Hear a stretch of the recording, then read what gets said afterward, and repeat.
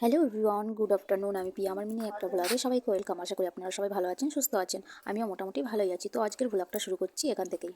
দুপুরে লাঞ্চ করে আমি, মামুনি আর বর মিলে বেরিয়ে পড়লাম দিদিবাড়ি যাওয়ার উদ্দেশ্যে। আর এই দেখো, বর এখন যাচ্ছে টিকিট কাউন্টারে টিকিট কাটতে। তো আমরা দিদিবাড়ি কেন যাচ্ছি, কারণটা হলো দিদি শাশুড়ি মারা গেছে কিছুদিন আগে, তো কাল হলো ওনার শ্রাদ্ধ। আর আমরা তিনজনই আসিনি, শুধু আমাদের সাথে আমার দুই পিসির মেয়ে, ওদের ছেলে মেয়ে, আর আমার মাসি শাশুড়ি, ছোটো মাসি শাশুড়ির মেয়ে। আর এই তো আমরা সবাই দিদিবাড়িতে পৌঁছে গেছি। তো এই দেখো, আমার মাসি শাশুড়ি আর আমার ননদ সবাই হাই করছে। তো আমাদের সবার রাতের খাওয়া দাওয়া কমপ্লিট হয়ে গেছে, এখন দাদা আর দিদি খাচ্ছে।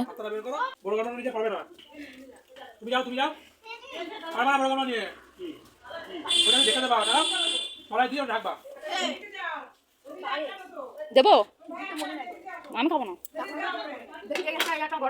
ও খায় না পায়েস। বর আর বউ খাচ্ছে, কিন্তু হচ্ছে দুজন আলাদা আলাদা টেবিলে রাগ করেছে, রাগ করে আলাদা আলাদা টেবিলে বসে পড়েছে।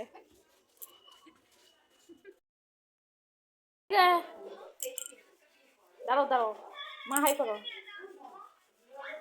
মাসি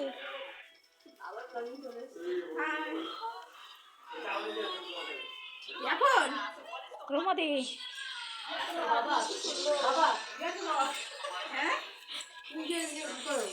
কেন বললো যে মিষ্টি আর মুড়ি খাবে? ওকে এখন চা দিতে হবে। আজকের ভিডিওটা এই পর্যন্ত, দেখা হচ্ছে নেক্সট ভিডিওতে। সবাই ভালো থাকবেন, সুস্থ থাকবেন, বাই, থ্যাংকস ফর ওয়াচিং।